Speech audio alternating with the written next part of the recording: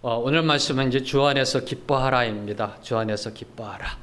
이 말씀을 준비하면서요, 이렇게 인터넷에 관련된 자료들을 찾다가 한 가지 질문이 떠올랐습니다. 우리의 그 인간의 육체 중에 머리부터 발끝까지요, 가장 근육이 많은 곳이 어디인 곳이 아시는지요?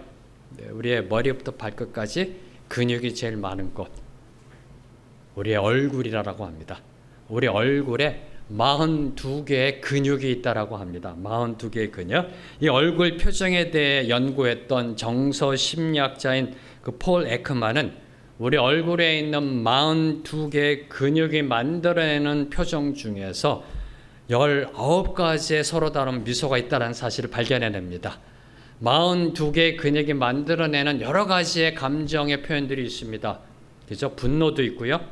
네, 슬픔도 있고요. 기쁨도 있고요. 웃음도 있고요. 네, 겸연쩍음도 있고요. 여러 가지 표정들이 있잖아요. 그 중에 특별히 미소, 웃음에는 우리의 42개의 근육이 19가지의 미소를 만들어낸답니다. 근데 그 중에 딱 한 가지만 진짜 미소랍니다. 18가지는 인위적인 미소, 가짜 미소라는 겁니다. 겸연적인 미소가 있잖아요. 네, 그리고 미안해하는 웃음이 있잖아요. 네, 그리고 목사가 앞에서 아재 개그 했을 때 어쩔 수 없이 웃어주는 미소도 있잖아요. 네, 여러 가지 미소들이 있다는 겁니다. 42개의 근육이 19가지의 미소를 만들어내는데 그 중에 딱 하나가 진짜 미소라는 겁니다. 그 미소에는 4가지 특징이 있다고 합니다. 입술이 위로 당겨지고 두 눈이 약간 안쪽으로 모아지며 눈가에 주름이 나타나고 두 뺨의 상반부가 들려지는 환한 웃음, 바로 이 웃음입니다. 이 웃음. 네, 이것도 약간 좀 가짜 웃음 같죠? 그죠? 만들어내니까요. 네, 이 웃음. 이 웃음이 진짜 미소라는 겁니다. 이렇게 환한 표정으로 웃는 기쁜 웃음을 또 다른 심리학자, 여기에 있던 그 무슨 근육을 발견했던 사람의 이름을 따서 뒤센의 미소다. 뒤센. 아마도 독일 분 같습니다. 뒤센의 미소다라고 명명을 하였습니다. 이런 뒤센의 미소를 자주 웃는 사람들은 그렇지 못한 사람들보다 더 행복하고 더 건강하고 더 성공적인 삶을 살았음이 많은 연구 결과를 통해서 밝혀지고 있습니다. 그래서 저희 나라에도 한동안 장수했던 그 코미디 프로그램 중에 이런 게 있었잖아요. 웃으면 복이 온다. 웃으면 복이 온다. 그래서 지금 저와 여러분이 웃고 있는가, 그리고 그 웃음은 과연 어떤 웃음인가가 저와 여러분이 앞으로 얼마나 더 행복하게 살아갈 것인가를 보여주는 지표가 된다라는 소리입니다. 저와 여러분이 지금 웃고 있는가, 그 웃음은 어떤 웃음인가가 내일의 행복을 보여주는 선행적 지표가 된다라는 겁니다. 그래서 오늘 사도 바울은 오늘도 변함없이, 지난 2000년 동안 계속해서 교회를 향해, 성도들을 향해 이렇게 선포합니다. 주 안에서 기뻐하라. 주 안에서 기뻐하라. 주 안에서 기뻐하십시오. 네, 1절 말씀, 오늘 본문 말씀 1절 말씀 함께 읽도록 하겠습니다. 시작. 끝으로 나의 형제들아, 주 안에서 기뻐하라. 너희에게 같은 말을 쓰는 것이 내게는 수고로움이 없고 너희에게는 안전하니라. 이렇게 시작합니다. 끝으로. 네, 끝으로라는 것은 이 문자적인 의미로 이제 끝나는구나가 아닙니다. 네, 끝맺겠다라는 것이 아니라 새로운 주제로 넘어감을 강조하는 표현입니다.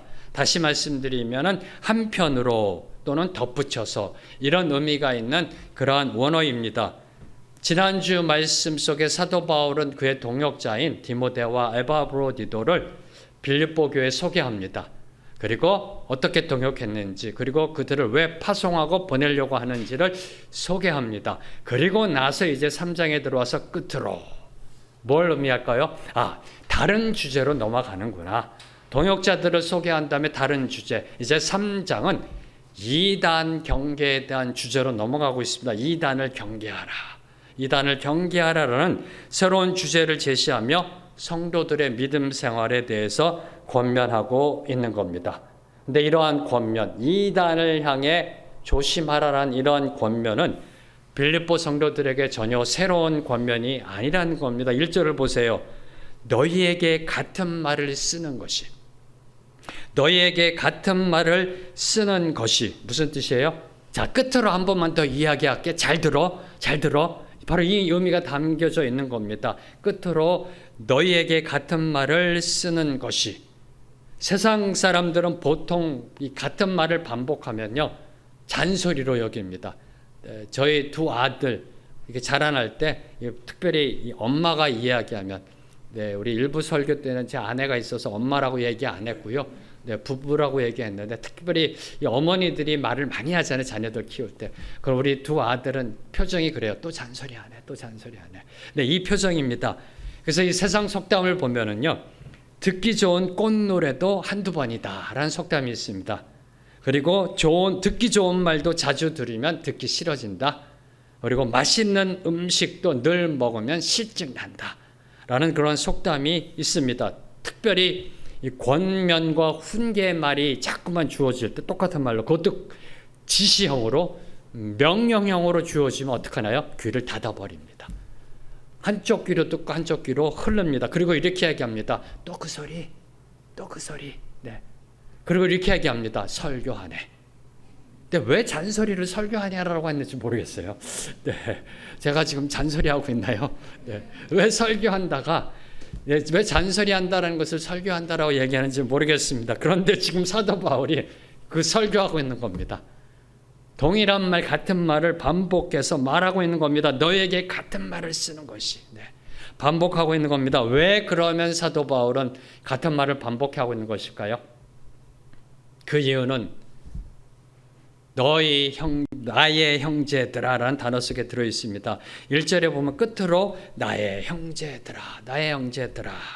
그러면서 이제 잔소리를 하는 겁니다. 같은 말을 반복해서 하고 있는 겁니다. 나의 형제들아.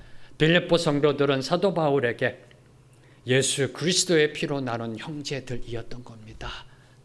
예수 그리스도의 피로 나눈 형제들, 그들이 잘 되기를 바라며 그 어느 누구도 실족하지 않고 저 천국의 기쁨을 누리기를 원하기 때문에 그리스도의 심정으로, 그리스도의 사랑으로 그들을 사랑하고 있기 때문에 똑같은 말을 반복해서 하는 겁니다. 앞서 경고한 말을 또 하는 겁니다. 입이 닳도록 이야기하고 있는 겁니다. 그들을 사랑하니까 같은 말을 반복해서 쓰는 것이 전혀 성가시거나 귀찮은 것이 아닙니다. 그래서 1절에 보면은 내게는 수고로움이 없다라고 이야기하고 있는 겁니다. 야, 내가 이걸 또 써야 되나? 저 한두 번 얘기하면 좀 알아듣지가 아니라는 겁니다. 성도님들이 올바른 길로 걸어갈 때까지 계속해서 반복해서 쓰고 있는 겁니다. 그리고 무엇보다도 그 사랑은 사도 바울의 개인적 욕구나 또는 만족을 채우려는 사랑이 아니라 빌립보 성도들을 향한 이타적 사랑이었다는 겁니다. 뭐라고 표현하고 있나요? 뭐라고 선포하고 있나요? 너희에게는 안전하니라. 뭐가요? 같은 말을 반복해 쓰는 것이 너희에게 안전하다라고 선포하고 있습니다. 아니, 같은 말을 반복해 쓰는 게 안전하다와 어떻게 연결이 될까요? 안전하다? 네. 당시 빌립보 교회에는 교회 안에 가만히 들어온 이단들이 있었습니다. 성도들의 그 믿음을 위협하던 특별히 두 종류의 이단들이 있었습니다. 첫 번째가 유대율법주의자들, 두 번째가 반도덕주의자들. 이제 반도덕주의자들, 세상의 쾌락을 쫓아가며 종교 생활하고 있는 자들에 대해서는 다다음 주에 저희가 그 말씀의 은혜를 듣고자 합니다. 바로 이런 이단들의 유혹과 도전에 대해서 미리 사전 조치 취한 것이 바로 사도 바울이 같은 말을 반복해서 쓰는, 바로 그래서 이것이 안전하다라고 이야기하고 있는 겁니다. 오늘날도 이단은 영원히 없어지지 않습니다. 인류의 역사가 진행되는 이단이 있습니다. 오늘날도 보면 여호와의 증인, 구원파, 신천지, 이런 이단들이 있습니다. 조심하십시오. 그럼 늘 이렇게 이야기하면은 장로님, 집사님, 성도님들 저에게 늘 이렇게 말씀하십니다. 목사님 걱정하지 마세요. 그 여호와의 증인, 구원파, 신천지 그거 아무것도 아닙니다. 까짓거 오라고 그랬어요. 제가 넘어가나. 이렇게 자신만만해 하십니다. 그런데요, 그 넘어가는 분들 보면 거기 넘어가는 사람이 넘어가겠다고 해서 넘어가나요? 자신만만한 사람들이 넘어가더라고요. 그래서 이단 경계에 대해서는 잔소리를 할 수밖에 없다는 겁니다. 계속해서 같은 말로 권면할 수밖에 없다라는 겁니다. 그 신앙의 잔소리. 그 신앙의 잔소리의 시작은 이단을 분별하라가 아닙니다. 지금 이단 경계에 대해서 잔소리하시는 겁니다. 같은 말을 반복합니다. 그런데 그 잔소리의 시작은 이단을 분별하라가 아니라 주 안에서 기뻐하라. 주 안에서 기뻐하라라고 시작하고 계시는 겁니다. 왜요? 사도 바울은 주 바깥에 있어 봤기 때문에. 사도 바울은 주 바깥에서 하나님을 믿어 보았기 때문에 주 바깥에서 하나님을 믿었는데 인생의 정답을 발견해내지 못했습니다. 오히려 예수 그리스도를 믿는 사람들을 붙잡아 때리고 옥에 가두고 심지어 죽이기까지 했습니다. 교회를 핍박하였습니다. 그것이 정답인 줄 알았습니다. 그러나 마음의 참된 평강을 누리지 못했습니다. 율법주의에 눌려 지냈습니다. 그러다가 다메섹 도상으로 가는 도중에 예수 그리스도를 만나 인생의 정답을 보고 드디어 참된 기쁨을 맛보아 알게 됐던 겁니다. 그 기쁨을 지금 어디서요? 감옥 안에서도 누리고 있는 겁니다. 이게 참된 기쁨입니다. 지금의 감옥과 다르다고요. 그때 구치소는 지금의 구치소랑 다르다라니까요. 차가운 돌바닥에 습기가 있고요. 한 달만 있어도 무릎에 물이 차는, 겨울에는 춥고요. 여름에는 덥고요. 그것도요, 억울하게 들어가 있는 감옥입니다. 뭐 죄를 져서 들어간 것이 아니라 예수님을 믿다 들어간 그 감옥. 저 같았으면 아마 화병 났을 것 같아요. 제가 존경하는 사람이, 이 사람들이 그런 분들이에요. 사도 바울, 요셉. 13년 동안 감옥에 있었던 요셉. 그 화병 안 났나? 근데 그 안에서 기뻐할 수 있다라는 거. 왜요? 정답을 만났기 때문에. 그 감옥 안에서도 기쁨을 누리며 저와 여러분에게 오늘 선포합니다. 주 안에서 기뻐하라. 주 안에서 기뻐하라. 주 안에서 기뻐하십시오. 아멘 안 하시는 거 보니까 잘 모르세요? 아시잖아요. 주 안에서 기뻐한다는 거 다 아시잖아요. 아멘이잖아요. 빌립보 성도들도 아멘이고 압니다. 왜요? 사도 바울 지금 계속해서 기뻐하라고 이야기하고 있잖아요. 얼마 전 저희 설교에도 2장에도 보면은 뭐라고 사도 바울께서 말씀하시나요? 너의 믿음의 완성을 위해서, 구원의 완성을 위해서 내가 전제로 부어진다 할지라도, 죽는다 할지라도 기뻐하고 기뻐하리라. 기뻐하라라고 이야기합니다. 근데 또 잔소리 하십니다. 주 안에서 기뻐하라. 왜요? 그 이유는 간단합니다. 그렇게 안 사니까. 기쁨으로, 주 안에서 기쁨으로 살아가지 못하고 있으니까 계속해서 말씀하시는 겁니다. 누가요? 세상 사람들이. 누가요? 나의 형제들이. 사도 바울이 지금 얘기하고 있는 빌립보 성도들이 주 안에서 온전한 기쁨을 누리며 살아가고 있지 못하니까, 저와 여러분이 그 기쁨을 누리며 살아가고 있지 못하니까 또 오늘도 반복해서 주 안에서 기뻐하라라고 말씀하고 계시는 겁니다. 사도 바울은 그 무엇보다도 주 안에서 기뻐하는 것이 이단의 유혹과 도전을 물리칠 수 있는 첫 걸음임을 강조하셨던 겁니다. 주님의 기쁨을 맛보아 누리는 사람은 결코 다른 것에 한눈 팔지 않습니다. 누가 한눈 팔까요? 다른 것에 누가 마음을 빼앗기나요? 지금 나의 삶에 만족을 못 누리는 사람, 지금 충만한 기쁨을 누리지 못하는 사람, 이런 사람은 다른 것에 한눈 팔게 되어 있습니다. 다른 것을 힐끗힐끗 쳐다보게 된다는 겁니다. 만족의 기쁨이 없을 때, 그때 예수 그리스도로 향한 만족의 기쁨이 없을 때, 그때 유혹의 손길에 넘어가게 되어 있는 겁니다. 그래서 이단의 경계에 대한 첫 걸음은 이단을 분별하는 것이 아니라 주 안에서 기뻐하라. 여기서부터 출발해야 됨을 말씀하고 있는 겁니다. 자, 이제 주 안에서 기뻐하라 말씀하신 다음에 그 다음 이단을 분별하라로 나아가십니다. 2절을 보면은 이제 사도 바울께서는 빌립보 성도들이 기쁨을 누리지 못하도록, 그 기쁨을 빼앗는 자들, 기쁨을 누리지 못하도록 유혹하고 방해하는 세력들이 누구인지를 밝히면서 그들을 삼가라라고 촉구하십니다. 2절 말씀 함께 읽겠습니다. 시작. 제들을 삼가고 행악하는 자들을 삼가고 몸을 참여하는 이를 삼가라. 네, 주 안에서 기뻐하라. 명령형입니다. 네, 명령형. 그러니까 잔소리로 얘기했죠, 그렇죠? 주 안에서 기뻐하라. 두 번째, 이제 이단 경계로 들어가며 개들을 삼가라라고 드디어 이단을 분별하라고 말씀하십니다. 여기서 개는 저와 여러분이 알고 있는 개가 아닙니다. 여러분이 집에서 키우는 그런 애완견이 아닙니다. 저와 여러분이 보는 그런 개가 아닙니다. 이 개는 문자적으로요, 거리를 배회하거나 들에 사는 사납고 불결하고 더러운 야생개를 의미합니다. 2000년 전에. 근데 지금도 들개들 보세요. 위생적이지 않잖아요. 2000년 전에 길을 돌아다니며 들에서 살고 있는 들개들, 사나운 야생개, 바로 그 개를 가리키고요. 상징적으로는 당시 유대인들이 이방인들을 향해 사용하였던 비속적인 표현입니다. 당시 유대인들은 이방인들을 깔보았습니다. 얕잡아 보았습니다. 하나님을 모른다 여기며 이렇게 불렀던 겁니다. 쟤네들은 개야. 자, 그러면 사도 바울은 지금 이방인들을 삼가라고 교훈하고 있는 걸까요? 이방인들을 삼가라고 교훈하고 있는 걸까요? 아니요. 여기 지금 사도 바울께서 삼가라 하는 개들은 다름 아닌 유대인들입니다. 유대인들 중에서도 율법을 준수해야 구원받는다라고 주장하는, 율법 준수가 구원의 필수 조건임을 주장하며 교회를 현혹하고 있는 그 유대 율법주의자들을 지칭하고 있는 겁니다. 겉으로는 율법을 지키라고 이야기합니다. 겉으로는 의를 행하라고 이야기합니다. 그래야 구원받는다라고 이야기합니다. 그러나 실제로는 불의와 부정으로 가득 찬 율법주의자들이 야생개와 같다라는 겁니다.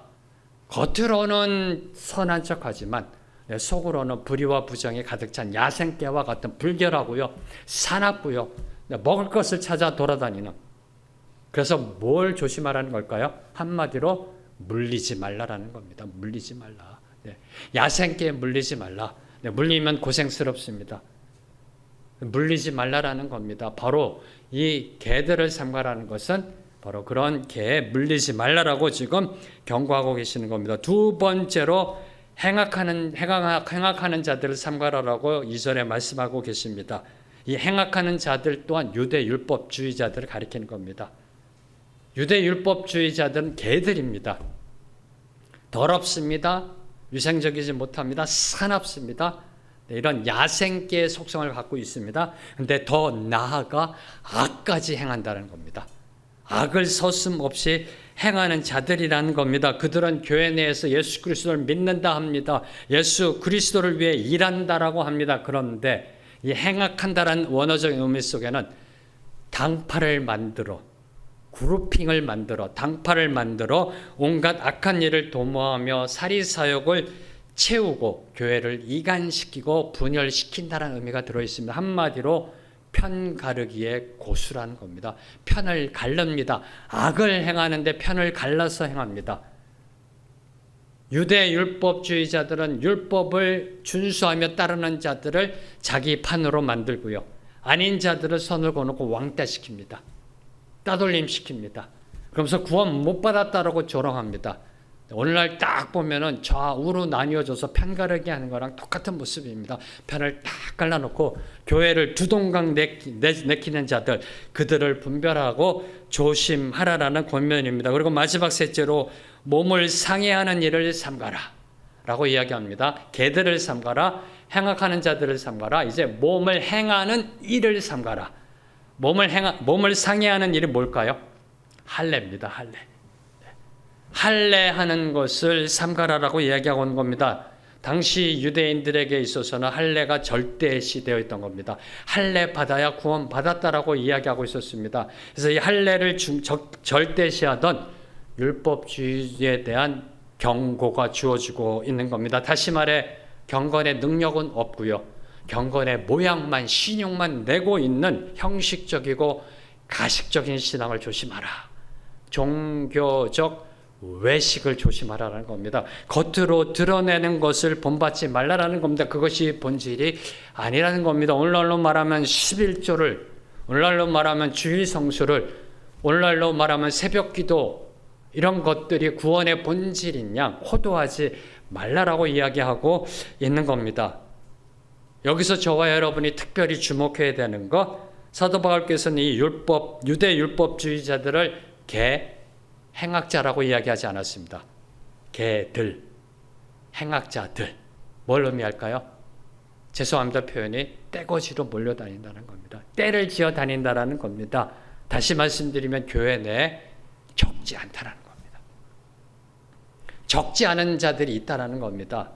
바로 이 부분이 오늘 저와 여러분에게 도전을 주고 있는 겁니다. 오늘날 21세기 교회에도 하나님의 본질을 쫓아가며 십자가의 복음대로 신앙생활하는 사람들은 소수입니다. 이거는 늘 기독교 역사가 증명하고요. 성경책이 증명하는 겁니다. 남은 자는 소수입니다. 대다수의 교회 나오는 사람들의 모습을 보면은요. 복음의 본질대로 신앙생활하지 못하는 사람들이 많이 있다라는 겁니다. 그들을 조심하라는 겁니다. 그들을 삼가라라고 반복하며 말씀하고 있는 겁니다. 근데 그것도 3번이나 삼가라, 삼가라, 삼가라. 사랑하는 성도 여러분, 이단의 가르침, 잘못된 가르침, 형식적인 거, 외식하는 거, 체면적인 신앙, 남이 있을 때만 하는 거 삼가십시오. 아멘. 삼가십시오. 아니지. 권유가 아니죠. 지금 사도바울은 명령입니다. 삼가라. 삼가라. 2번 나오면 그럽니다. 목사님 안다니까요. 3번째 삼가라. 걱정, 염려, 붙들어 매십시오. 우리가 알아서 할 테니까 그만 잔소리하소가 나온다는 겁니다. 자, 삼가라, 삼가라, 삼가라. 잔소리로 들리시는지요? 사랑의 충고로 들리시는지요? 여기에 저와 여러분의 신앙의 본질적 나아가는 마음의 자세가 드러난다는 겁니다. 이제 사도 바울께서는 율법주의자들이 주장하는 그 할례는 몸을 상해하는 것밖에 안 된다. 아무런 의미가 없다. 그냥 종교적인 행실에 불과한 뿐이다. 그러면서 이제 3절에 들어가서는 누가 참된 할례 받은 자들인지를 설명하십니다. 3절 말씀 함께 읽겠습니다. 시작. 하나님의 성령으로 봉사하며 그리스도 예수로 자랑하고 육체를 신뢰하지 아니하는 우리가 곧 할례파라. 우리가 곧 할례파라. 우리가 누구인가요? 우리가 누구인가요? 사도 바울과 나의 형제들, 빌립보 교회 성도들, 주 안에서 기뻐하는 자들, 그들이 바로 참된 할례 받은 자들임을 말씀하고 있는 겁니다. 다시 말해 주 안에서 기뻐하는 자가 바로 참된 할례 받은 자임을 강조하고 있는 겁니다. 그리고 그 할례 받은 자들이 어떤 사람인지를 사도 바울께서는 3가지의 모습을 보여주고 있는 겁니다. 주 안에서 기뻐하고 있는 사람들의 신앙의 모습이 어떤 모습인지 3가지의 모습을 보여주고 있는 겁니다. 첫 번째, 하나님의 성령으로 봉사하며, 하나님의 성령으로 봉사하며. 사랑하는 성도 여러분, 교회 봉사하고 계시는지요? 봉사하고 계시는지요? 네, 그 봉사가 아닙니다. 여기에 나와 있는 해석을 좀 바꿔야 되는데요. 네, 여기에 성령으로 봉사한다는 것은 예배를 의미합니다. 예배, worship. 네. 그래서 성령으로 봉사한다는 것은 성령 안에서 성령의 인도함을 받아들이는 예배, 성령의 불일 듯 일어나는 에너지로 드리는 예배, 성령의 활력이 넘치는 예배. 이 예배 경험해 보셨는지요? 경험했잖아요. 언제요? 수목금 우리 전도 부흥 집회. 성령이 임하여 성령께서 부어주시는 예배. 근데요, 저는 목사로서 조금 성이 안 찹니다. 이런 예배 드리고 싶습니다. 성령으로 드리는 예배. 어떤 예배요? 예배가 시작됐는데 하나님의 은혜 속에 들어간 말씀이 선포되고 찬양하고 기도했는데 5시간이 흘렀어요. 나도 모르게.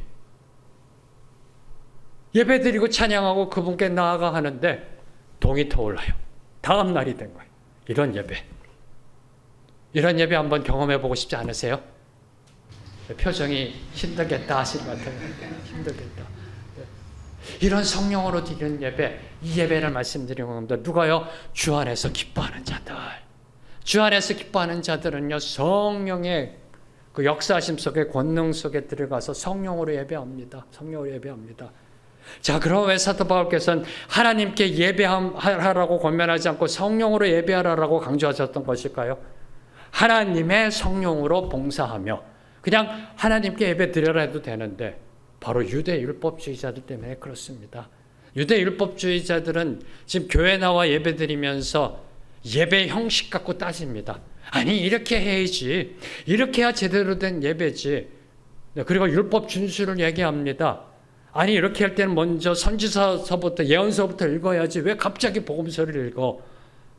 바로 이런 것들을 예배 속에 지적하기 때문에 사도 바울께서는 성령으로 예배 드리라라고 말씀하고 있는 겁니다. 오늘날로 얘기하면은 제가 고민했던 거, 제가 영국에서 들어와서 온누리교회를 섬길 때 가장 큰 고민을 했던 거, 아니 온누리교회 떠나기 전까지 고민했던 겁니다. 온누리교회는 대형 교회입니다. 하루에도 예배가 7번이나 있는 예배입니다.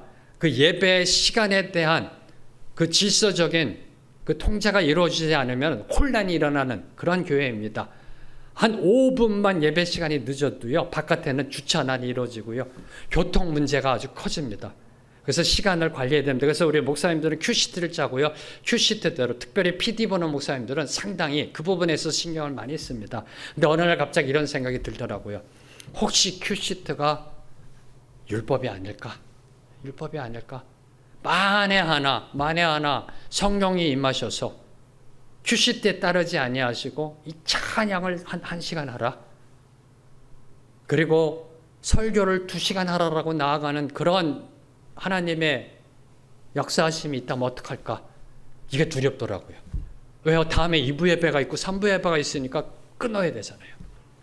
큐시트, 혹시 큐시트가 율법이 되진 않을까?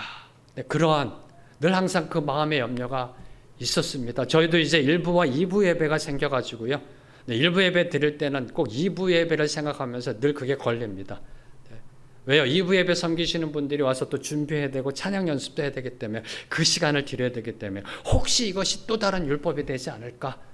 늘 항상 그 마음에 있는 겁니다. 그래서 예수님께서도 이렇게 말씀하셨잖아요. 하나님께 예배를 드리되 예루살렘도 아니다라는 겁니다. 저와 여러분은 지금 이것이 아무렇지도 않게 아멘으로 받아들여지지만 2000년 전에 생각해 보세요.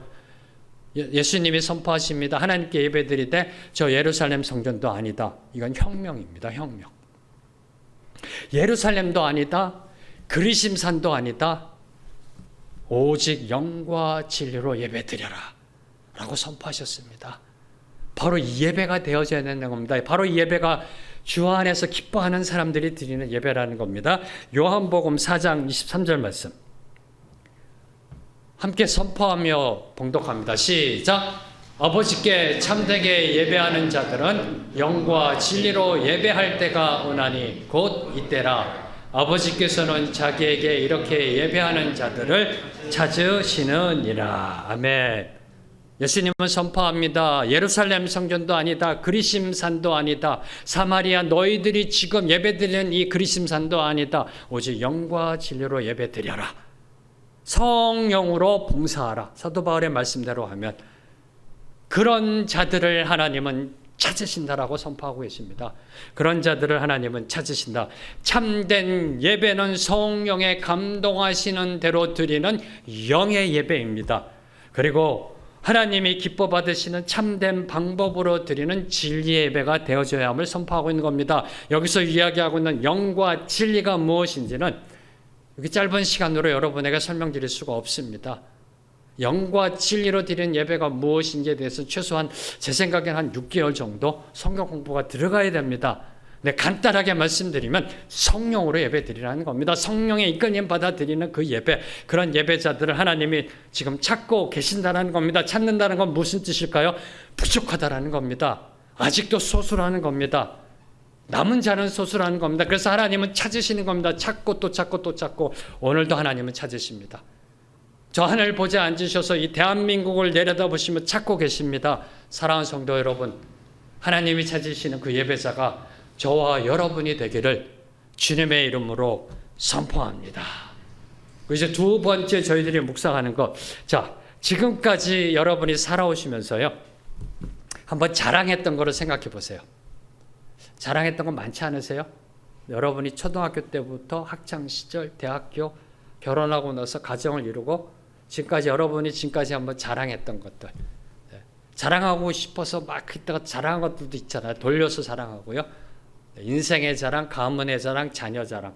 아마 자녀 자랑이 거의 많지 않을까요? 우리 자녀가 공부를 너무 잘해요. 좋은 대학 갔어요. 근데 대놓고 이야기는 못하고 돌려서 자랑하잖아요. 남이 또 알아주기를 원하고요. 이런 자랑. 한번 생각해 보세요. 최소한 한두 가지들은 다 생각이 나실 겁니다. 뭘 그렇게 자랑했는지. 그죠? 근데 오늘 사도 바울께서는 예수 그리스도로 자랑하라라고 촉구하고 계십니다. 누구요? 주 안에서 기뻐하는 자들은 예수 그리스도로 자랑하라. 그리스도 예수로 자랑하는 사람이 참 할례 받은 사람이다. 주 안에서 기뻐하는 사람임을 선포하고 있는 겁니다. 그리스도 예수로 자랑하라. 그리스도 예수로 자랑하라라는 것은 through with가 아닙니다.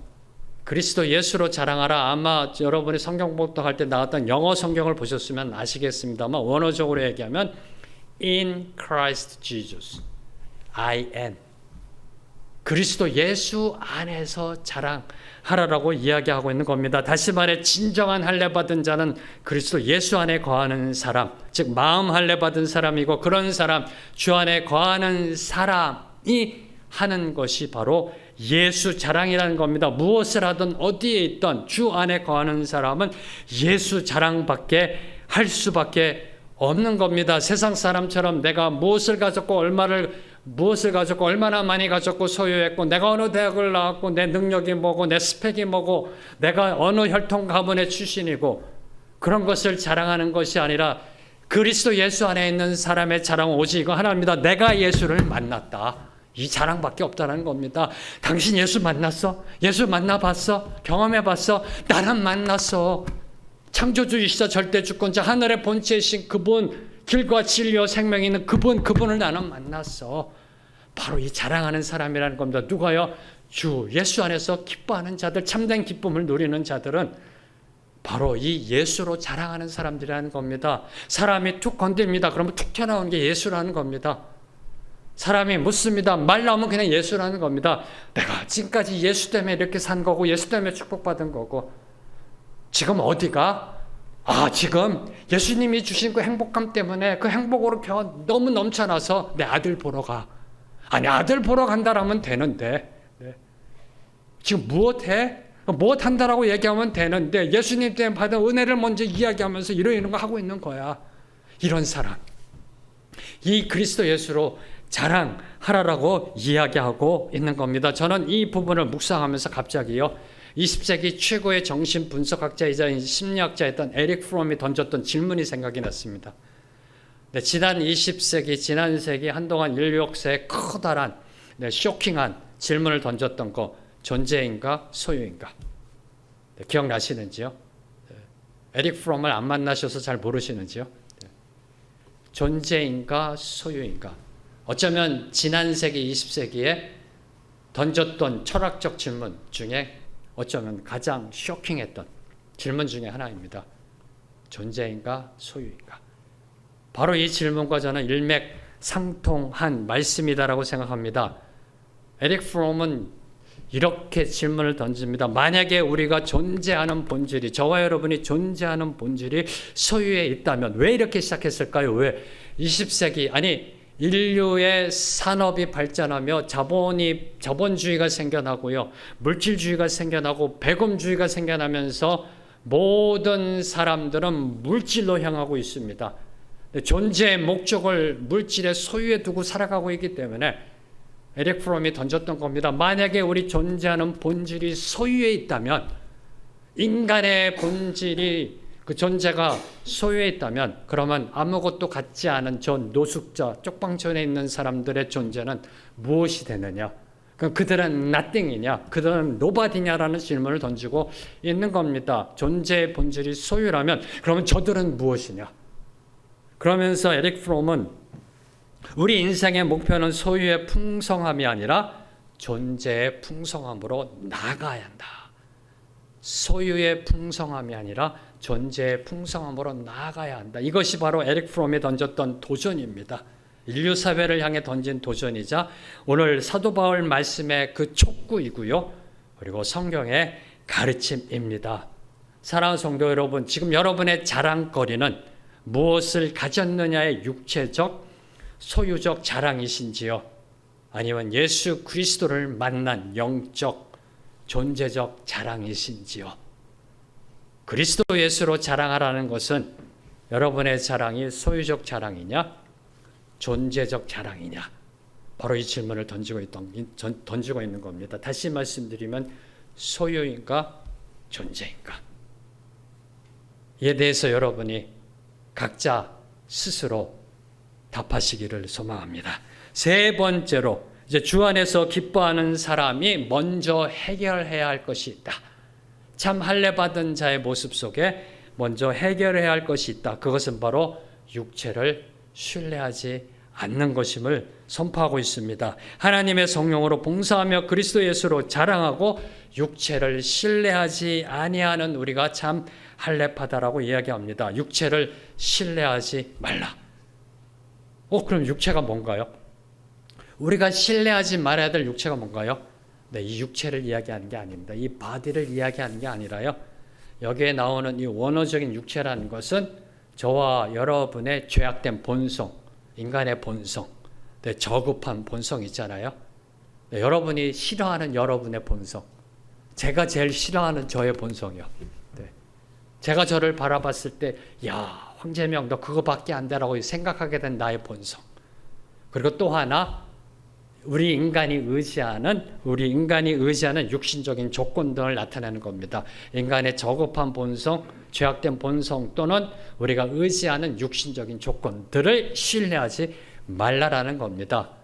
여러분을 신뢰하지 말라라는 거고요. 여러분이 갖고 있는 것 신뢰하지 말라라는 겁니다. 당시 2000년 전 사도 바울 당시에 이야기하고 있는 것은 나는 아브라함의 혈통이야. 의지하지 말라라는 겁니다. 나는 할례 받은 자야. 의지하지 말라라는 겁니다. 나는 바리새 학파를 수석으로 졸업해서 의지하지 말라라는 겁니다. 나는 히브리인이야. 의지하지 말라라는 겁니다. 오늘 21세기로 나오면 나는 목사야. 의지하지 말라는 겁니다. 나는 장로야. 의지하지 말라는 겁니다. 나는 3대 4대째 믿는 가문에 태어났어. 의지하지 말라는 겁니다. 나는 성경을 다 처음부터 다 외워. 의지하지 말라는 겁니다. 나는 11조 안 빠져. 새벽기도 한 번도 안 빠져서 의지하지 말라는 겁니다. 그 육체를 신뢰하지 말라는 겁니다. 그래야 참된 기쁨을 누릴 수 있다는 겁니다. 이 육체를 신뢰하지 말라는 거 한 단어로 설명하면 내 자신을 내려놓는 자기 부정입니다. 자기 부인. 그래서 예수님께서도 나를 따라오려거든 자기를 부인하라 라고 먼저 말씀하신 겁니다. 나를 내려놓는 자기 부인, 자기 부정. 그리고 또 하나 내 자아를 비우는 자기 비움. 이게 바로 육체를 신뢰하지 않는 겁니다. 내가 나를 부정하고요. 왜요? 내가 나를 신뢰하지 말아야 되니까. 여러분을 보세요. 뭐 그리 선하세요? 여러분 신뢰하고 나아가던 그 결과는 완전히 쪽박입니다. 멸망입니다. 패망입니다. 지옥입니다. 저주입니다. 우리가 신뢰할 분은 오직 예수 그리스도 그분입니다. 내가 나를 의지하면은, 그래서 내가 나를 내려놓아야 되고요. 내 자아를 비워야 된다는 겁니다. 바로 이 말씀을 하고 계시는 겁니다. 2000년 전 당시 빌립보 교회뿐만 아니라 오늘 저와 여러분에게도 반드시 요구되는 신앙적 필수가 바로 육체를 신뢰하지 말라는 겁니다. 나를 내려놓고 나를 비워야 한다. 내 육체와 함께 세상을 향한 정욕과 탐심을 십자가에 못 박아야 참된 기쁨을 누릴 수 있습니다. 주님이 주시는 참된 기쁨을 누릴 수 있다라는 겁니다. 이 기쁨을 누려야, 가져야, 소유해야, 맛보아 알아야 감옥 안에서도 할렐루야를 외치며 기뻐할 수 있는 겁니다. 죽음 앞에서도 사도 바울처럼 빌립보 교회 성도의 믿음의 완성을 위해서는 내가 전제로 바쳐진다 할지라도, 내가 순교한다 할지라도 기뻐하고 또한 기뻐하리라. 그러니 너희도 기뻐하라라고 말씀하셨잖아요. 이 기쁨을 누리시는지요? 네. 오늘 말씀을 요약하며 저는 이 마지막 질문으로 정리하고자 합니다. 여러분은 지금 기쁘신지요? 여러분은 기쁘신지요? 얼마나 기쁘신지요? 그리고 마지막, 무엇 때문에 기쁘신지요? 이 질문입니다. 여러분은 기쁘신지요? 얼마나 기쁘신지요? 무엇 때문에 기뻐하고 계신지요? 자, 이제 오늘 주신 말씀과 그리고 이 질문을 묵상하면서 함께 찬양하며 나아가는데요. 이 찬양은 제가 금요일 날 부흥 집회 끝나고 집에 가면서 극동방송을 듣는데 이 찬양이 나오더라고요. 제 주님께 감사드렸어요. 주님 이겁니다. 감사합니다. 감사합니다. 왜요? 우리 마음에 기쁨이 있는 것은 주 예수가 내 마음에 들어오셨기 때문에 주 예수 내 마음에 들어와 저와 여러분이 기쁨을 누릴 수가 있는 겁니다. 오늘 말씀 생각하면 특별히 5절에 보면은 이렇게 선포합니다. 천성에 올라가 주님을 뵈리니 그 기쁨 비길 데가 없다라고 선포합니다. 자, 이 기쁨을 소망하며 함께 찬양하며 나아갑니다.